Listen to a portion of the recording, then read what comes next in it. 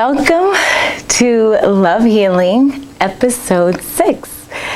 I am so happy to share a healing modality that is not, so out there, or maybe not even as controversial as, say, something like yoga or reiki, where people are still kind of questioning, hey, is this real?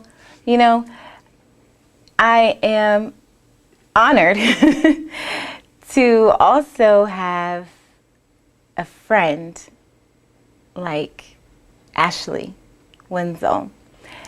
And I just can't even, as we get into this episode, I don't know how many times I will say she is more than my friend. She's like a sister. And when we first met, it was absolute magic, in a way that my body felt so relaxed, so rejuvenated, and so restored. I was doing some harsh practices, and outside of yoga, just kind of like taking up hiking and doing things that were so not the norm for my body to do, that when I got into stretch therapy and deep tissue massage and things like that, for some reason I just ended up not feeling as restored or as repaired as I thought that I should be, or as it all promised it would be. And I am a fascial stretch therapist, so this is something that I believe in, but there's different ways to do it. And I have, since meeting my friend, decided to go a little softer, to approach things a little more loving, but when you have an athlete or when you have someone that really needs you to get in there, then knowing how to do that too. It's all about utilizing all the tools at your disposal, and what you're willing to learn, because you can never learn it all or know it all, even though all the knowledge, and this is going to sound like a contradiction, but even though all the knowledge there ever was and ever will be already exists. So we just have to tap into it, and we just have to seek it, right, internally as well as externally. So those experts that are out there, or gurus or whatever, no one is a bigger expert on you than you. And so when I felt what we're going to talk about, SRT, soft stretch release techniques, when I felt that manual therapy, I'll call it manual therapy for now, when I felt that difference and really understood what it meant to have your parasympathetic system kick on and to feel the cells almost rejuvenating, and the nervous, I had tingles in my fingers and things like that. And it's kind of like, well, that comes from a nerve thing. That's a nerve or a vein or something that is not getting oxygen, it's not getting blood flow, it's not getting attention. Maybe it needs to be stretched, but maybe it needs to not be stretched. Maybe it just needs to be hugged or loved or touched lightly or moved slightly. So there's way more to, body work and manual therapy than just lying on a table and letting someone massage you, or letting someone rub you, or letting someone dig their elbows and knees into you, because that's, what a lot of people do for deep tissue, which ends up being so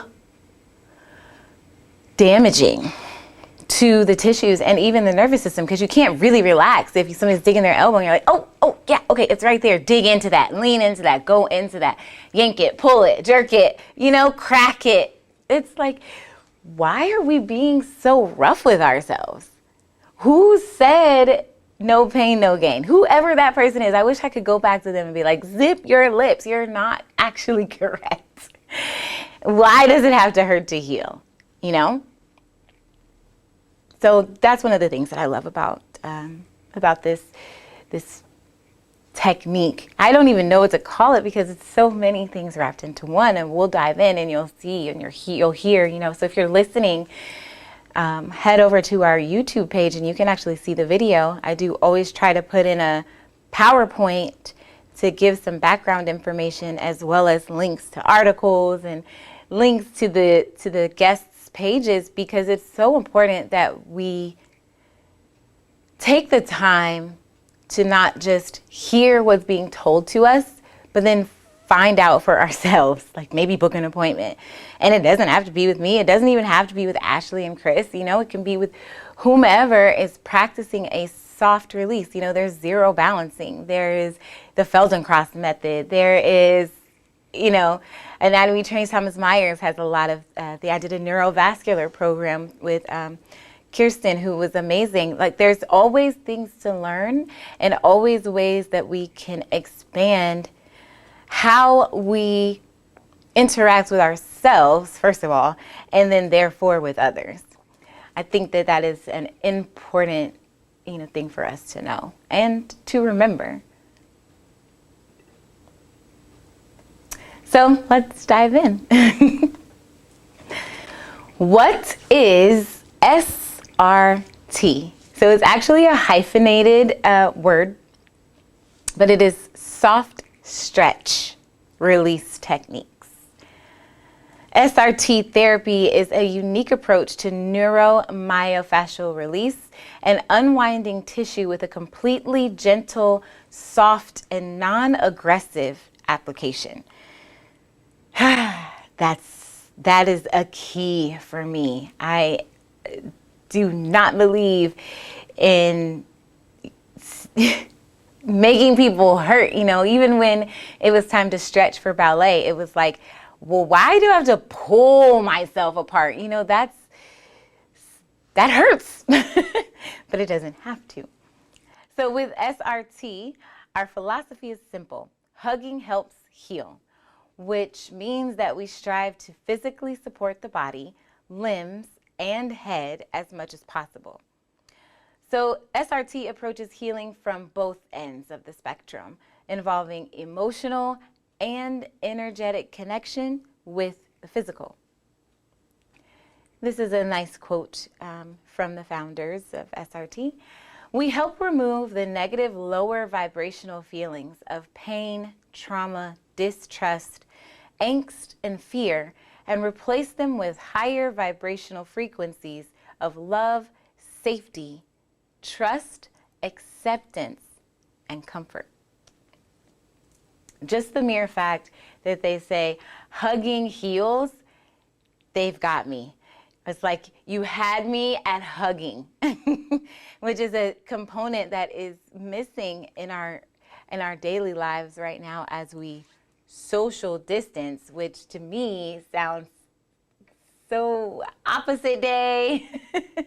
Because how can you be social and be distance, right? We're going to have to relearn how to even interact with each other in public spaces in the near future, I'm sure. Okay. SRT's philosophy and the 5 pillars.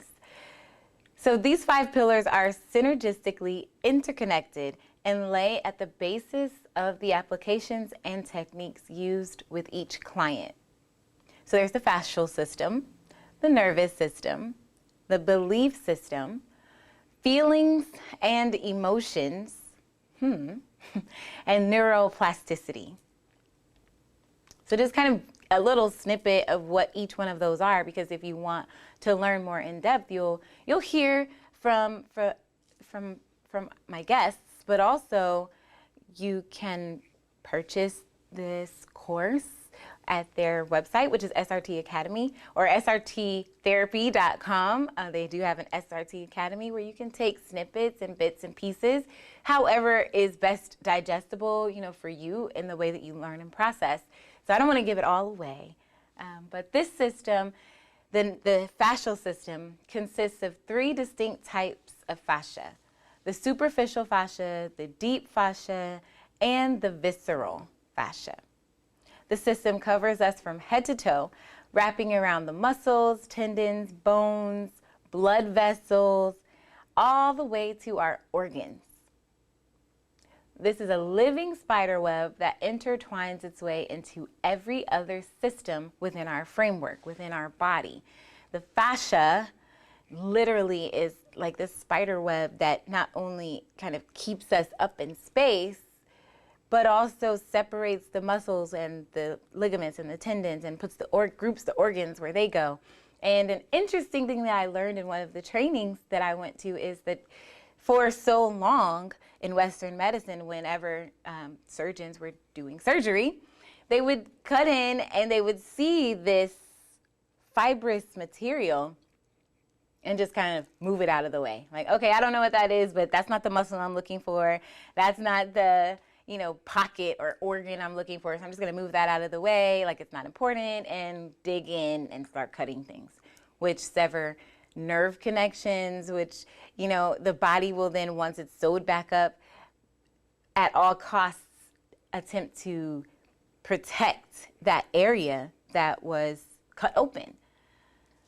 I'm glad that they are realizing that it is actually something and it is actually important.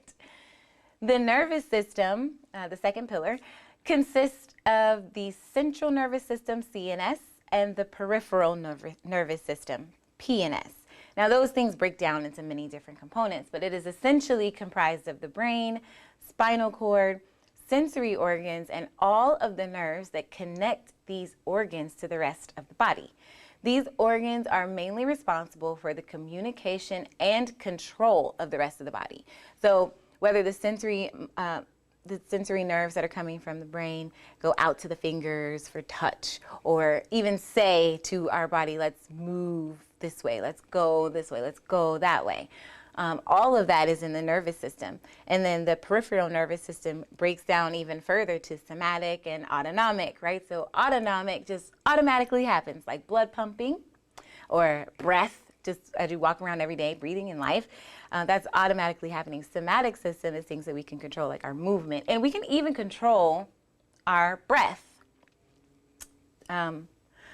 And then it breaks down even more into the sympathetic and parasympathetic. So sympathetic being fight or flight, right? And even another that's been added is freeze. So when you're met with something that's quote unquote life-threatening, are you going to fight your way through?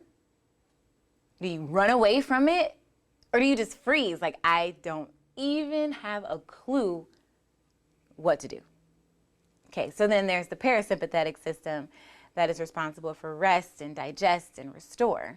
And that's the part of us that allows us to calm down and just kind of be with each other and be with ourselves and just be at peace. So we, always want to return to homeostasis, right? Our optimal level of being, just at zero, just ground zero. The third pillar, the belief system. So we start off with a blank slate, right? Generally, this topic has been widely debated and studied for years when it comes to nature versus nurture, science versus spirituality or religion, okay? Belief systems are extremely powerful and must be somewhat understood when it comes to healing. A belief is actually even stronger than a scientific fact because it has emotion and feeling tied to it. So this was a great reminder for me, and I remember hearing it when I was younger. Whether you believe you can or you believe you can't, either way, you're right. And your subconscious mind will support you in proving how right you are. Whether you believe it, yes, I can, or whether you think, okay, that's impossible, it's never going to happen. The subconscious kicks in, which is 90% of what our external environment ends up being, is thoughts, beliefs, right? Negative self-talk or positive self-talk, all those things. That's how we create our environment. But it's kind of like whatever I really feel is what is going to show up for me in life. 10% of our daily lives are really conscious thoughts, conscious awareness, all that kind of thing. It's only 10%. So we really, have to start to examine, what do we believe? Where do we get that belief from? Are you sure you believe that? Because does that feel good in your body? Are you holding that somewhere? And we'll get into those things, but that's a real thing that I've certainly learned and continue to learn and continue to try to find ways to unwind and reprogram and repattern and just regenerate even from a cellular level. Most people use the words feelings and emotions interchangeably. So now we're on feelings and emotions, which these two words are not actually the same thing. So there's feelings and then there's emotions, right? Even though people use them interchangeably, you're not realizing that there is, in fact, a major difference. Emotions are experiences that leave behind visible, tangible, and physical damage or trauma, and are often associated with a certain occurrence or period of time, right? Or incident. Okay, so feelings are mental. They're really not so much physical. But when we say that, it's not like your feelings are not external. Most people can see your emotions, but what you feel is really, what are you thinking about whatever just happened? So if your emotion is that you're sad, the feeling is the thoughts that continue to go through your mind, like, why did I do this, or why is this happening to me, or why, and blah blah blah, and it's that downward spiral. Neuroplasticity is the brain's ability to change its neural pathways and synapses through certain factors that include behavior, environment, emotional experiences, feelings, and neural processes. So those 5 pillars are pretty huge. And to dig into that, I would definitely suggest reaching out to them or taking a course from them. And then seeing, again, what do you believe about that? Does that resonate with you? If you have pain in your foot, you might not be thinking that pain in my foot is from when I was a child and somebody told me that I had a funny walk. And it sounds funny and I'm laughing, but this really happens. I've seen it and heard it. And sometimes it's as simple as saying, I do not have a funny walk. And then watching yourself walk or feeling yourself walk and making sure you're going heel to toe, instead of walking on the balls of your feet, or instead of walking with no arm swing, right? There's some natural things that should be happening, and it's called the gait. So G-A-I-T. If you look at your gait and how you walk and where your balance is off or where your attention goes, it all is connected. Emotional trauma is stored within the physical body. It affects the nervous system, keeping it locked in an overactive sympathetic state. This will wreak havoc on the physical body and cannot be solved from forceful applications, or dictation to the body. It must be addressed with care, comfort, love, and empathy. I think that those are some important key ingredients to a happy, healthy, long life. And we're losing that. We're losing it. We're getting lost in the anger and the fear and the judgment and the discourse and the separation and the labels, when really, if we were to strip some of those things away, just some, not even all, right? So no, everybody doesn't have to be Jesus. Everybody doesn't need to be perfect. But strip some of that away because it's unnecessary. The saying that suffering is a choice, I sat with that for a while, years, because I kept saying to myself, how is suffering a choice? What if somebody just walks up to me and I'm minding my own business and they punch me in the face? I didn't choose for them to punch me in the face. They chose that. So now I'm suffering, right, because my jaw hurts or whatever, because someone else did something to me. That was my thought. For a long, long time, I was like, there's no way suffering is a choice. But I don't know anybody that's just walking up and hitting people in the face randomly. I'm not saying it doesn't happen. I've never experienced it. Usually there's something to that. You know, there's some other layer to that. And do things happen all the time that are quote unquote out of our control? Absolutely. But I think that when we talk about suffering, it's more our response to those things. It's more our adaptability to those things. It's more of an internal process of the aftermath to me, or for me. So we'll touch on the 8 sensory processes. And this is a lot of information, but it's good information. And this is the kind of thing that I love. Like, I can go down educational rabbit holes all day, every day, never turning on the TV, never stepping on a mat, never physically exercising. I can literally pick up books and read them and all day long, because I just want to know, what are we doing and why are we making it so difficult for each other? You know, physically, emotionally, mentally, spiritually, where can we find some common ground? Where can we find some common human decency? Where can we find some mutual respect? Whether or not I agree with everything you do,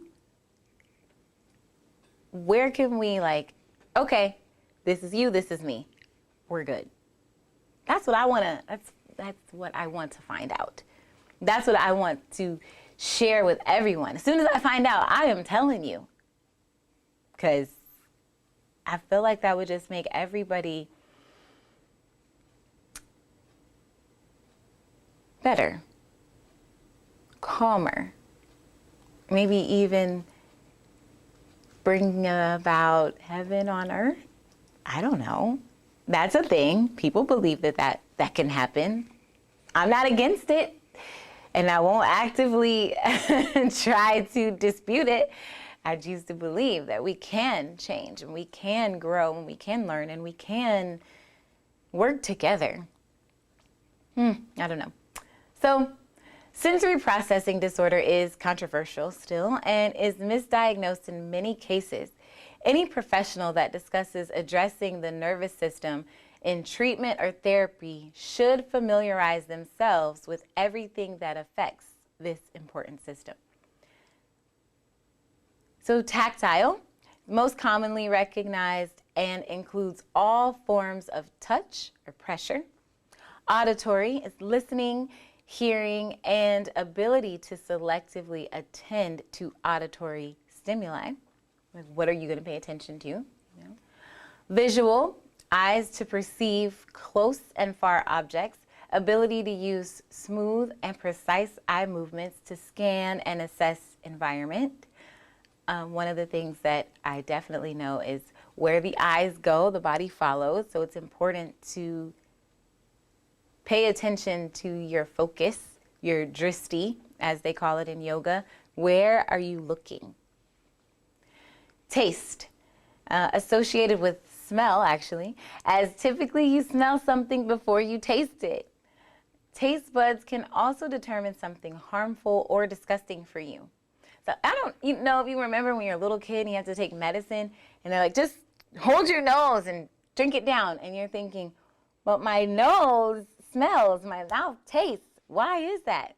Well, it's connected. Olfactory, the ability to smell, which is related closely to taste. Smell provides pleasant or unpleasant sensory, and that sends warnings of something harmful or that you may not like. It's tied directly to the emotional brain, which is why smells are closely related with emotions and feelings. If you can remember, you know, if you have a loved one, like a dad or something, and you can always remember his smell. You might walk into Macy's and walk past that cologne counter, and you don't even have to turn your head to see it. It's like, Oh, that's what my dad wears.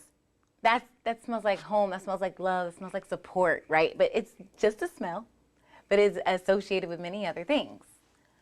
Proprioception is an internal sensor that comes from the joints, ligaments, muscles, fascia, etc. This allows you to know where your body parts are in space and what they are doing without having to visually see them. It's an internal awareness. So if you were to just close your eyes and lift your hand, you know where your hand is. You know how to bend your fingers. You know how to reach out. You know, then start to become aware of things that are around you. You are aware of spatial objects and things that are outside of you as you connect to how your body is and where your body is in space and time. Interoception is all about the physiological condition of your body. Are you hungry? Are you thirsty? Is your heart racing? Do you need to use the bathroom? It's an internal sense. And then vestibular, which is located in the inner ear and allows you to detect changes in regard to gravity. Is your body standing, lying, hanging upside down? It's referred to as the inner GPS. And this can also be found on the SRT Instagram. You should definitely go to their Instagram. It's very informative and it's my favorite color too. Purple.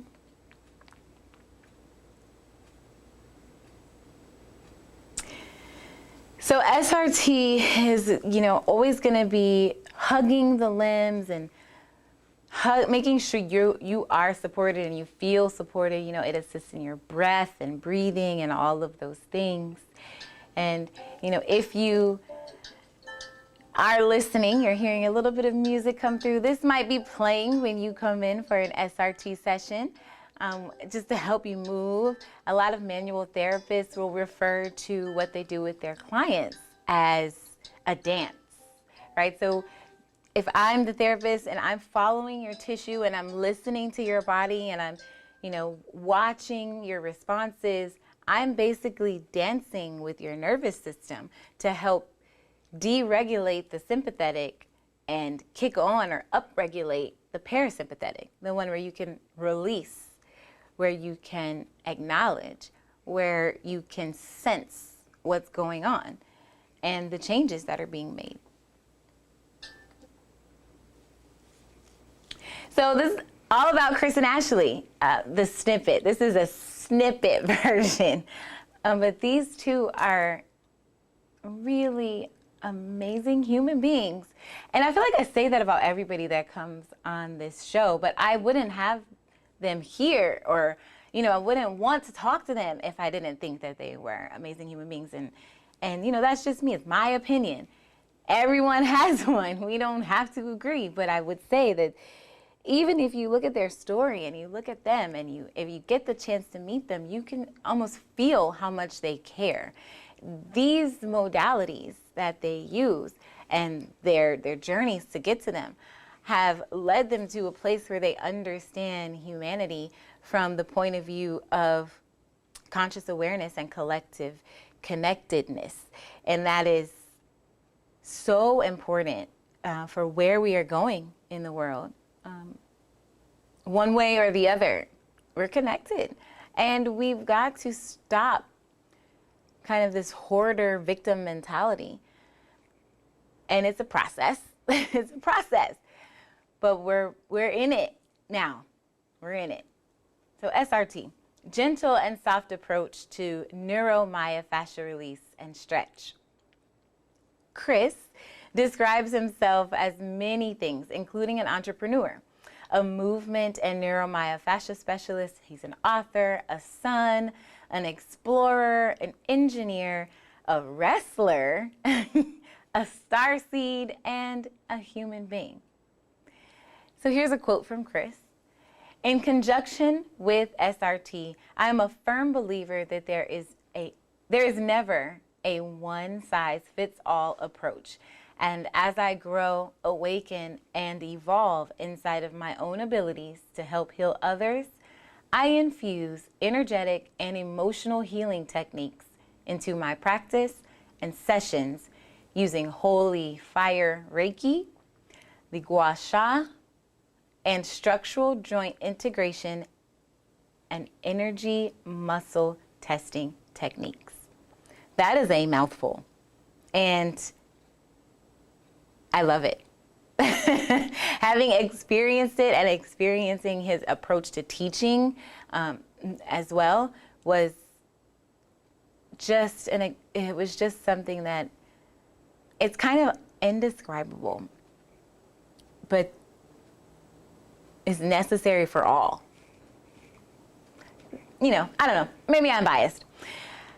Ashley is a national champion synchronized swimmer and a triathlete.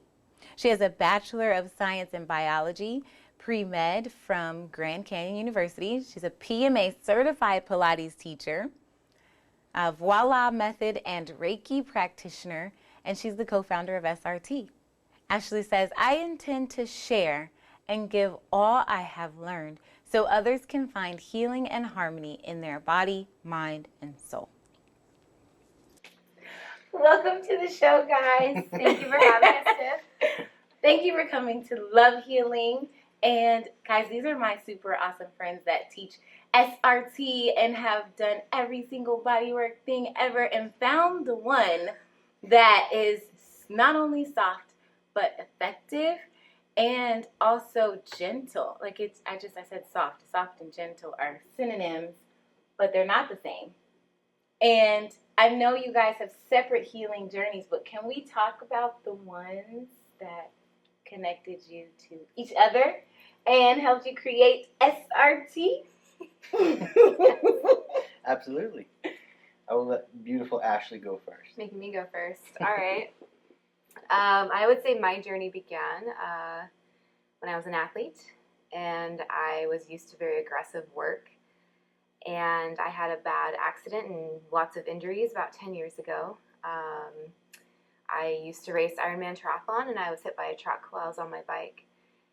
And I went down this journey of a lot of physical therapy, a lot of doctors, a lot of injections and surgeries, and I needed something that would take me off that path. I didn't want to be stuck on medication the rest of my life. So I started to seek out more holistic therapies. I started to seek out more energy healing that had to address the trauma that was stuck in my body, and that led me on a journey to become obsessed with fascia and our body and the way it moves and the way it heals itself.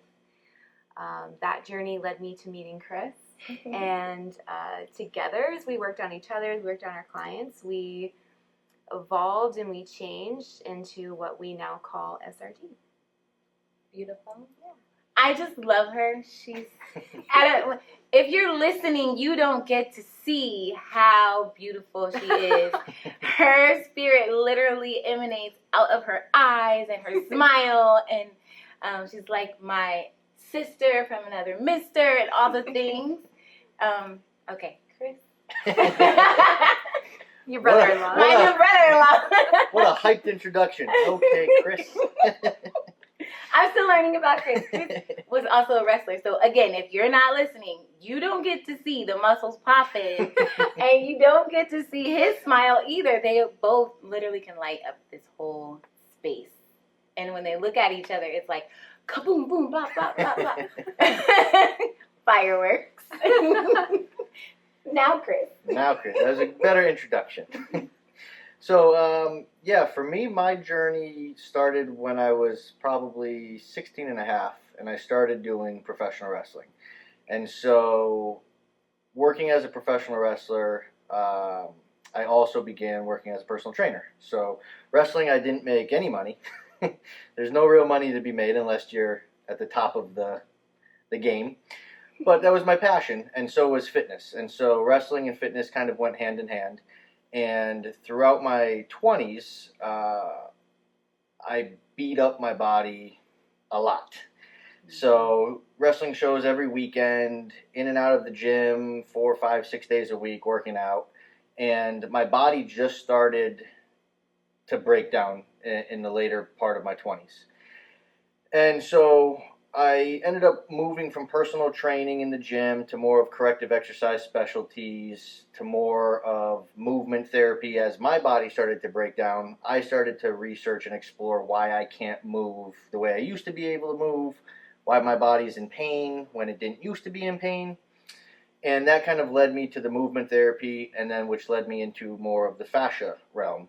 And so Ashley was working as a teacher for a company that taught fascia work, and I decided to go learn from it. And I actually met her, and the first day there, I couldn't find the place, and she was apparently supposed to be the woman you called, and I didn't get an answer. I called like twice and left a message, and finally found the place. And there was just something from the first time that I saw her that I was like, I want to ask her out. And I felt like I was a high school kid again. And I was like, why am I so nervous? Why do I feel awkward about this? And so after class, we stayed in touch, and we just got to know each other over the phone, long distance. And from taking that course and doing all of the other movement stuff that I had done, I started to realize that my body wasn't responding the way I was hoping it would respond. And so when I would see Ashley and we would work with each other, her techniques were much more soft and gentle, and just the intention behind the application. And my body was able to just relax and sink into that. And so with me, when I would work on her, because I had a lot of older clientele that had a lot of injuries, a lot of the more aggressive techniques or stretching techniques just weren't allowing them to let go. They weren't feeling safe enough in their body. Yeah. And so I say between the infusion of the true intention that Ashley and I have in the applications, have really kind of delved and developed into what SRT is, which is more of a philosophy than anything. And that philosophy can be applied to any modality that exists. But the philosophy is really what makes SRT SRT. Yes. Okay, and I can attest to Ashley's touch because she literally fixed me in the middle of a training. So I can say she has always had, from when I met her, that gentle release, like nerve work. If you're nervous, if you're like tingly, if you feel overworked, if you're tight, all the things, she just kind of like, oh, let me give it some love. And she just kind of hugs it with her fingers, and she's like, and just breathe and relax. And it was so soft and so perfect. From going to school for physical therapy and, doing all the other things that we all do, dance and all the exercise, I had never felt any experience like Ashley either. And so now to see what it's evolved into, for which now I'm certified for SRT, lower body. But yeah, to see what it's come into, can you expound on the philosophy a little bit without giving it all away? Because guys, if you really want to know about SRT, you need to sign up. Go look it up. Go learn. Even if you don't want to be a body worker, just the philosophies alone can be applied to your everyday life. And you can start to notice things. Okay, I don't want to take it away from you, but I'm going to pass the mic back. Want me? Yeah, Mr. Philosophy. So the philosophy we kind of came up with because we understand that energetic and emotional are always infused with physical. And so one of the biggest things that I feel is missing or is not mainstream at this point in time is that infusion of physical therapy with emotional energetic therapy. And so a lot of people will either go to a mental health counselor to talk about their emotions, or they'll go to a physical therapist or a massage therapist or a chiro for the physical component. Yeah. And what's missing is that infusion of both of those pieces. And so the philosophy basically lies on what we call the 5 foundational pillars, and I won't dive into them, but the 5 pillars are the fascial system. It's obviously fascia work. The nervous system, which works directly with the fascia. The belief system, which is not physical, but that is now the mental component of what any person's individual beliefs are that create the reality that they're living in. So political beliefs, religious beliefs, relationship beliefs, you know, people that believe in monogamy versus, you know, polygamy. It just, that belief shapes your reality. Feelings and emotions are the fourth component, and that's, you know, very infused with when you feel something or you have an emotional reaction or experience, it's going to have a physical effect on your body. And we know that from stress. You know, it's a feeling and it has a physical effect. And the fifth one is what's called neuroplasticity. And that's basically teaching the brain how to rewire neural connections or responses that it views from different experiences that the body and the mind take in. I love it. That was a lot. But also very understandable. And I don't mean to only talk about Ashley because Mr. Chris just hovered his thumbs above my forehead yesterday and got rid of a 3-day headache that was trying to turn into a migraine. So things that they're talking about and that you can experience in an SRT certification are so real. Whether you believe them or not, maybe you have to change your beliefs. I don't know. But if you can change the mindset of it has to hurt to help, or you have to, no pain, no gain, that kind of thing, then you can be a little bit more open to SRT. Now, what do I want to know about SRT? I think I know everything. Everything? No, maybe not yet. I'm still learning. Well, is there anything that you want to say about SRT, Ashley? I think one thing we always talk about is, you mentioned no pain, no gain. So as an athlete, as you know, Chris as an athlete, I always thought that. And with my injuries after my accident, the pain was so intense, I could barely have someone touch me with a thumb. And I went to so many practitioners that would just dig into me and say, you'll feel better tomorrow, just get through the pain today. And my body did not feel better the next day. So I really learned that my body didn't respond well to that, and it made me wonder if others don't respond well. And so another side to our philosophy is, you know, if you think about a small child, if they're playing outside and they fell and they scraped their knee up, the first thing we do as maybe their caregiver or just someone looking after them is we hug them. We don't come in and we don't take sandpaper and try to scrape up their knee more and just say, no pain, no gain, you'll heal if I scrape you up. No, we make them feel safe. We help their nervous system calm down.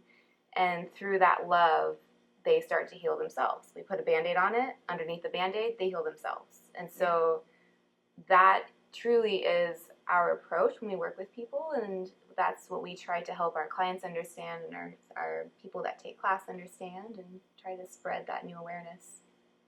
So we talked a little bit about yoga, and I think I've done 2 shows about yoga.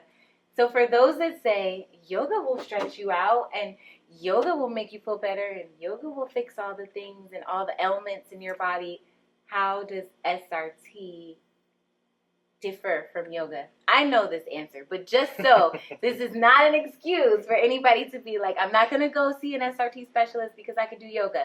I don't want to become an SRT specialist. I could teach yoga. No, there's a difference. And so what would you say is the biggest difference? I'm going to add Pilates to that as well. So yoga and Pilates. I'm a Pilates teacher. So yes, yoga and Pilates will help your flexibility because you're doing flexibility strengthening. Right, so maybe you're in Warrior 1 and you're feeling your hip flexor get a stretch. But at the same moment, you're also activating your abdominals, you're activating your glutes, your quads, you're having everything active to keep you in that pose so you don't fall over into a pile of mush on the floor. With recovery work, especially SRT, you are able to completely relax on the table. Your muscles are not active. We can't get your hip flexor to release if your abdominals are tight. So when you are able to completely be passive and let someone else move you, that's when we can start to help those muscles and your fascia and your entire system in recovery. Yoga and Pilates are still wonderful things, but consider them strength with your flexibility. It's not truly recovery with your flexibility. Yeah, I agree with that. And also stability. Mm-hmm. If you're doing it right, it can Exactly. improve stability and mobility. What do you think, Chris?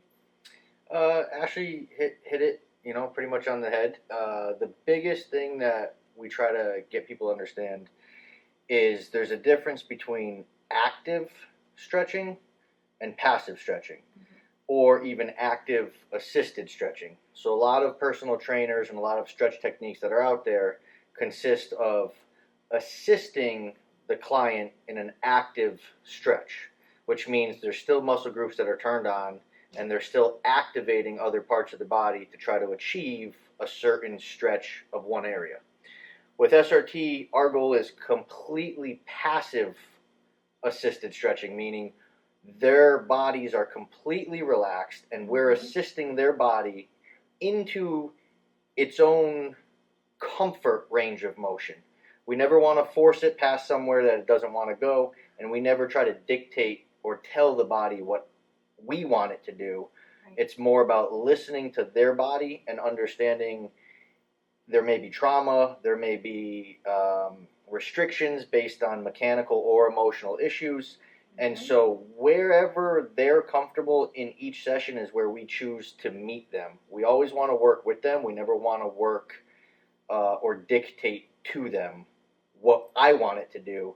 It'll do what it's ready to do when it's ready to do it. Agreed. Okay, so this was very impromptu and last minute, and I really appreciate you guys hopping in. But in my mind, I was like, I asked them already. I did that. In another reality, yeah. In a different parallel universe. But also to Chris's point, having someone be able to completely relax. I'm not a relaxer, and I fell asleep. So if I can fall asleep, that's a big deal. Because I'm always thinking about what I have to do next. What does my son need? What does the studio need? All the things. What's the next program? What certification do I need next? All the things that we think about in this position. But I was able to relax, and I was able to let go. So you can experience SRT with me if you're in Atlanta. But you guys are located where? I'm in Arizona and soon to be. I will also be in Arizona, but I also have an office in Norwalk, Connecticut as well. So I will be bouncing back and forth. Okay. And then we travel and teach classes. Amen. That's why they're here. And so I'll put all their links, and you guys can go and schedule with them. You can book your SRT cert. I would say get ready if you're near Atlanta for maybe February. We were thinking February. Something. Okay. That's what we said too. Keep checking out the website, hours and SRTs, and we will keep you guys posted on what's coming up next. If you can book with someone, you need to do so because you need to relax. And I don't like to tell people what they need to do, but right now in this climate, everybody needs to just chillax. Truth. Thanks, guys. Thank you. Thanks, Tiff. So, you see what I mean? Their energy is infectious. Their zest for life, their zest for love, their passion for healing. It is exactly why I wanted to learn with and from them. It is exactly why this modality speaks to me so much. Don't let it fool you. SRT, soft stretch release techniques, are not little pansy, fingertip taps to say, oh, yep, that's what's going to heal you. No. We get into the tissue. We just get in there gently and with hugging and with healing and with support, right? And sometimes even knowing boundaries, even acknowledging someone's reaction to being touched, even, asking questions, being curious, not so that people can repeat their story and stay stuck in it, but to say, when I move this, or if I turn here, what are you feeling? Or why did you squinch? Or did you have tingles? Or is there a sharp shooting pain? Or, you know, anything like that. Is that tight? Even the word tight may not be tightness as we know. It may be locked long. It may be locked short. It may be tense. It may be stuck, right? Fascia can be stuck. That web can get all tangled up and just in this one spot. You cannot move forward for whatever the reason. Is it a belief? Is it a feeling? Is it an emotion? Is it an incident?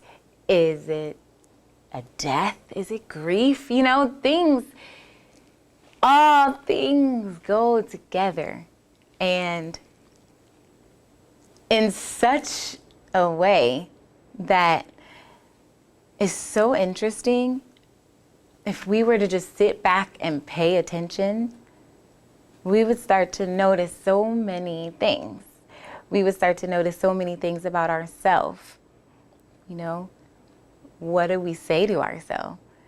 You know, if somebody says, oh, that's my bad knee. But you have a knee and you can walk. Does it talk to you sometimes when the rain's coming? Does it say, hey, I feel like winter's coming. I'm going to tingle a little bit, or I'm going to get tight, or I'm going to swell up. But it's just talking to you. It's just telling you, pay attention to me, because I'm trying to tell you something.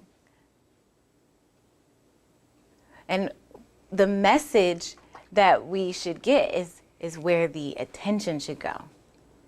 What is that chatty body part saying to us? Is it saying, hey, I was hurt emotionally and I can't let it go? Or is it saying, this situation made me really, really excited and I don't want to move past that? Because there's both. Everything is not always bad in the body, right? That tightness or that longing or lengthening or stretching that needs to happen is not because of something negative always. It could also be because we haven't moved past something amazing to allow space for something else amazing to come through.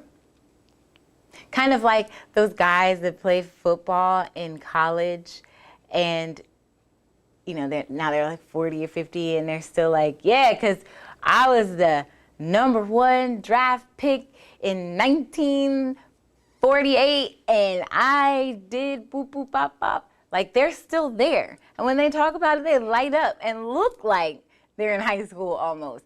You can see that that's almost a time travel for them back into that spot, but they can't go forward just yet to now and what their body is saying to them now.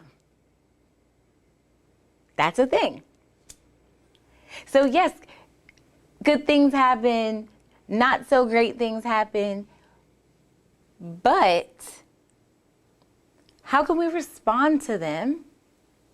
Or how can we learn how to pay attention to our reactions and then maybe repattern that? Repattern that mentally, emotionally, spiritually, and physically, ultimately. Because we do live in this space of 3 dimensions, so they say, like 3-dimensional objects, there's 3-dimensional foods, 3-dimensional thoughts. But is there more? Who would have thought, oh, maybe my shoulder is hurting because I miss my grandpa? Huh? Is that real?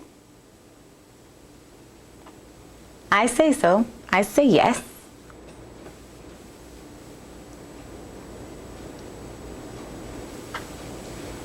And I think that when we start to pay attention to the things that we tell ourselves too, like, oh, I can never do that. I wish I had the confidence of this person, or I wish I looked like this or like that, or I was this size or that, and I'm never going to be able to. I'm never going to be able to do or think or say or be. what are we creating with that type of talk to ourselves? We're finally realizing, hey, don't say that to children. You know, I don't care if he's the Tasmanian monster running around here, you know, coming around saying, you're bad, you're bad, you're bad. You're bad. You're never going to do this. You're not smart. You struggle with this. You blah, blah, blah. Then when they actually do those things, why are we surprised? I think we're less surprised these days because we understand that part. So we can always look at things externally, you know, and when it comes to children or animals or other people, elderly, anyone outside of ourselves, we can look at things and be like, oh yeah, duh, that makes so much sense. Why do I do that? Why would I say that to them? That's so mean. But then when we are asked to, you know, get in the mirror and look at ourselves and what we say to ourselves, what is our relationship with ourselves? It's almost like there's a blinder. So then the body kicks in and it's like, hey, no, let me remind you, you're holding on to this. Or you told me I was a bad knee, so why should I not hurt?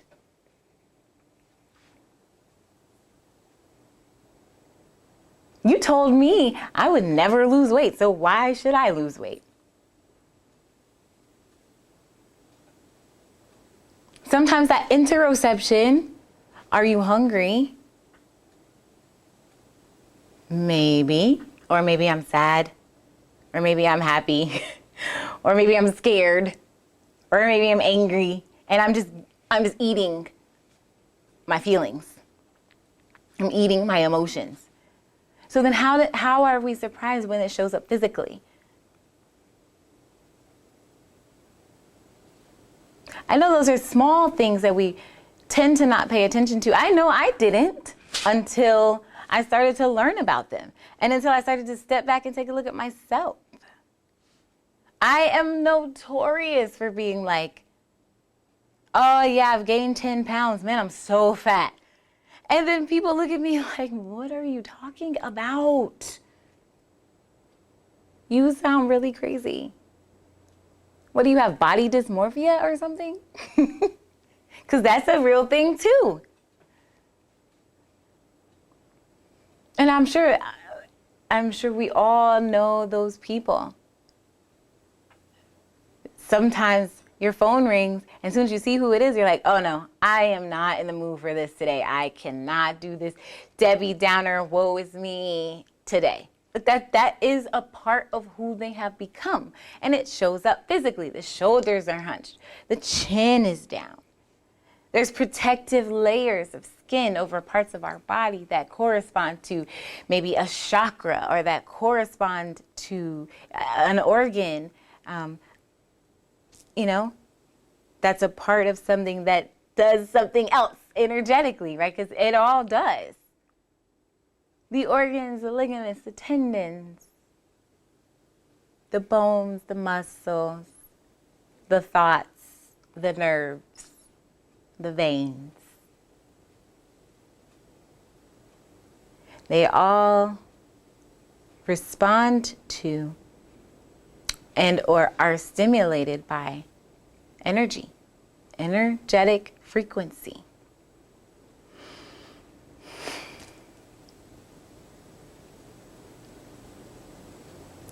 Changing my thoughts, changing my reactions, changing the way I even approach physical exercise, you know, has started to show me where I was holding onto things, where I was recreating the generational trauma, where I was continuing to perpetuate the stipulations that then became limitations based on what I had been conditioned and taught. And that's not, a hit on anyone. Family, friends, teachers, no one. It is literally just what I'm noticing. So many people in this day and age and time are saying, I don't want to live like that anymore. I don't want to repeat what they did. On both ends, right? So even if let's say your dad is a drug dealer or whatever, right? The kids now are like, I don't want to do that. That doesn't look like fun to me. Having to look over my shoulder and, not only worry about police, but worry about other people. And then just sitting with like what is happening to the community. I don't want to do that. Okay. Children of very wealthy families. Now you're starting to see them say, I don't want my parents' money. I want to make my own way. I want to do this. I want to do that. Like all the way around. Good, bad, up, down, high, low, rich, poor. The children are coming through and breaking the curses, quote unquote, changing the cycles, ending the negative ones, and creating new. I read somewhere that there's a whole bunch of indigo starseed children that are coming here to help us to elevate, to remind us that we are love. We are full of spirit. We are a spirit.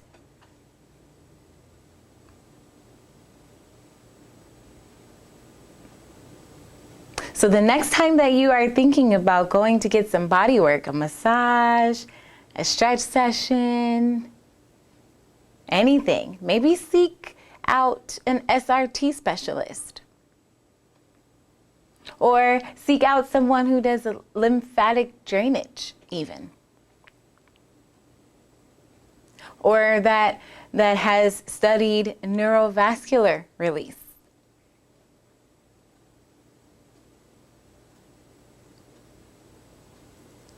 Maybe you create your own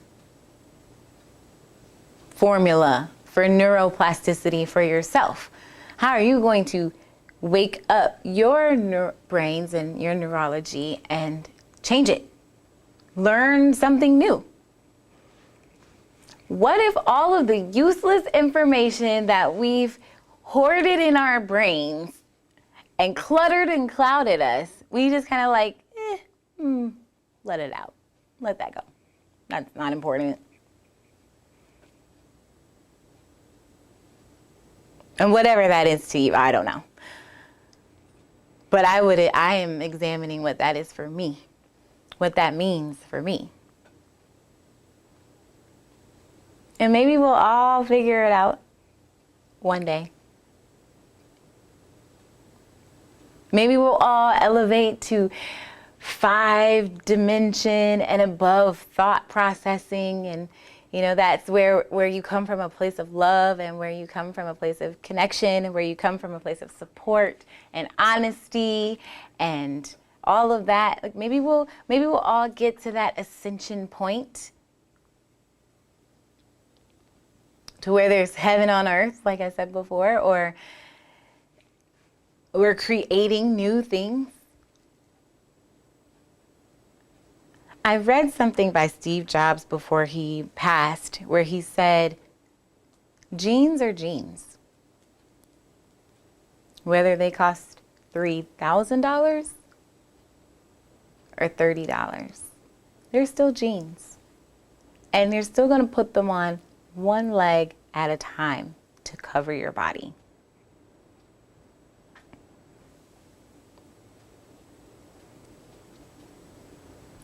And that the true medicine And I might be misquoting in a way, but I'm hoping that I can remember all of them. But that true medicine is food, sunlight, right? Exercise, love,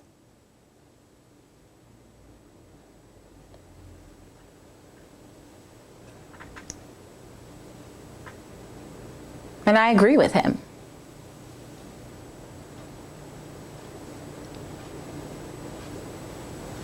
This is the moment that I'm noticing I don't define success in the same terms that I used to.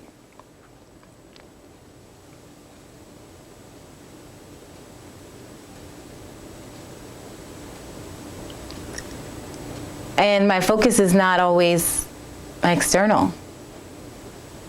And that might be what some call selfish.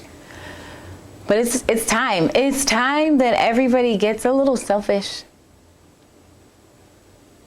Not neglecting, what needs to be done for those who are dependent on you, like your children, or maybe your elderly parents, I'm not sure. But there's got to be at least an hour a day that you can think about only you and how you feel and what your body feels like and how your body moves and what you believe and how you want to respond. What works for you? When you get asked a question and the answer is yes, you can almost feel it on every cellular level. Your body says yes, your mind says yes, your heart says yes. It's a yes. This is a yes for me. And then when you're asked a question and you really want to say no, but you then talk yourself into saying yes, oh, but I should because. Oh, but they did so and so. Oh, but if I don't, I will. Blah, blah, blah. But your body is telling you, this is a no. This is a no for me. Hello, this is a no. And we're not paying attention. Pain is a symptom. It's not the cause. So you may be hurting, but why? That is a symptom. Let's start to find the causes. And stress is no longer an acceptable answer for me because stress is also a reaction to something else. There is a stressor which then causes stress. So beyond the stress, that's good. That's nice. I'm glad that the medical community is now saying, oh, stress causes XYZ 10,000 things. But beyond that, like that word stress, what's the stressor? So still, what's the cause? What's the root origin of the thing? Hi. I will definitely put our links down and you can visit any of our websites. You can book with us. You can find specialists anywhere, everywhere. And again, this is not the only modality, but this is one that I believe in. And maybe you find something. And when you do, share it with me. Share it with us. Share it with all of us. Thanks for joining us this week on Love Healing, the podcast, brought to you by True Align Holistic Life and me, Tiffany B. Please visit our website, www.truealignlife.com, or follow us on Instagram at TrueAlignLife. Forever grateful to our sponsor, the Fitness Collective ATL. You can also follow on Instagram at fitnesscollective_ATL. As always, please subscribe to the show so you can catch every new episode and leave us a review if you feel compelled so we can continue to bring you fresh content. I look forward to our vibration elevation next week. Bye.